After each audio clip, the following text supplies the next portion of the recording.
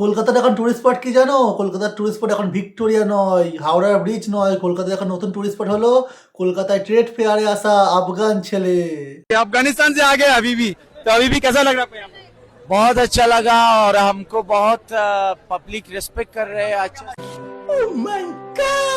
হ্যাঁ, ঠিক শুনছেন, কলকাতার ট্রেড ফেয়ারে কিছু আফগান ছেলে এসেছে ড্রাই ফ্রুট বিক্রি করতে, কিন্তু এখানকার মেয়েরা তাদের দেখে এমন করছে যেন জীবনে ছেলেই দেখেনি।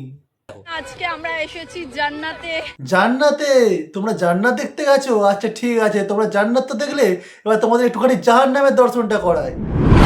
ওখানের মেয়েদের এইটুকু, হ্যাঁ এইটুকুও স্বাধীনতা নেই, ওরা বাইরে বেরোতে পারে না, ওরা নিজের ইচ্ছে মতো জামা কাপড় পরতে পারে না, ওরা গান গাইতে পারে না, আর এই তোমাদের মতন ফোনের সামনে দাঁড়িয়ে দাঁত কিলে রিলসও বানাতে পারে না। এমনকি ক্লাস 6-এর বেশি মেয়েরা পড়াশোনা করতে পারে না, হিজাব ছাড়া বাইরে বার হতে পারে না। আর ছেলেদের জন্য কি নিয়ম জানো? पुरुषों को शरिया के हिसाब से हेयर स्टाइल रखना होगा। पुरुषों के टाई पहनने पर प्रतिबंध लगाया गया। ব্যাস এইটুকু, জাস্ট এইটুকু, চিলে আপনি জিন্দেগি। আফগানিস্তান ছেলেদের জন্য জান্নাত হতে পারে, কিন্তু মেয়েদের জন্য নয়। ওখানে মেয়েদের ইচ্ছার কোনো দাম নেই, আর তোমরা যে দেশে বাস করছো সেই দেশে মেয়েদেরকে দেবী রূপে পূজা করা হয়। এখানে সমস্ত নারী জাতিকে মা দুর্গা, মা কালীর সাথে তুলনা করা হয়। তোমরা সেই দেশের নারী হয়ে আফগানিস্তানের ছেলেদের দেখে বলছো জান্নাত দর্শন হয়ে গেছে। আবার এই দিদিটা কি বলছে শোনো। 70 টাকায় আনলিমিটেড ছেলে দেখবো। কি তুমি 70 টাকায় আনলিমিটেড ছেলে দেখতে আসছো? বাহ বাহ বাহ বাহ, খুব ভালো কথা। যদি এই সেম কথায় কোনো ছেলে বলতো তাহলে এতক্ষণে সোশ্যাল মিডিয়া জুড়ে পুরো তাণ্ডব হয়ে যেত নারী শক্তির অপমান হয়েছে বলে। কিন্তু এই কথাটা একটা মেয়ে বলেছে, তাই কেউ কিছু মনে করবে না এই কথাটাই। দিদি ভাই, আফগানিস্তানের ছেলেরা হচ্ছে খেজুরের মতো, খেজুরের বাইরেটা যেমন নরম কিন্তু ভেতরের আঠিটা শক্ত হয়, কোনো কাজের না। ভারতের মেয়েদের ফুল ফ্রিডম রয়েছে, তারপরেও তোমরা আন্দোলন করো তোমাদের ফ্রিডম নেই বলে। আর এইদিকে আফগানিস্তানের মেয়েদের ফ্রিডম তো দূরের কথা, রাস্তায় নেমে যে আন্দোলন করবে সেটার পর্যন্ত অধিকার নেই তাদের। তোমরা সেই দেশের ছেলেদের হাত ধরে রিলস বানাচ্ছ, নিজেদেরকে কুল মনে করছো, বলছে জান্নাত দর্শন করছো। তোমাদের উচিত ছিল তাদের হাত ধরে রিলস না বানিয়ে আফগানিস্তানের মেয়েদের ফ্রিডমের জন্য প্রোটেস্ট করা। তা না, তোমরা কি করছো? তোমরা 70 টাকায় আনলিমিটেড ছেলে দেখতে যাচ্ছ। এরপর আছে সিঙ্গার লগ্নজিতা চক্রবর্তীকে সেকুলার গান করতে বলার ব্যাপারে।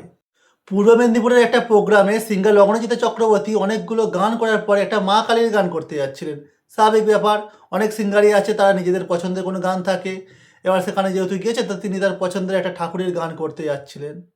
কিন্তু ঠিক তখনই দর্শকের মাঝখান থেকে একজন ড্রাঙ্ক অবস্থায় স্টেজের উপর উঠে আসে এবং লগ্নজিতা চক্রবর্তীর হাত থেকে মাইক্রোফোন কেড়ে নিতে চায়, এবং তার বক্তব্য হলো অনেক হয়েছে জাগমা, এবার তুই সেকুলার গান কর। We suddenly saw that this man, that his intention was to hit me and was to beat me up, and he shouted and said that onek jagoma hoyeche, ebar ekটু secular ga।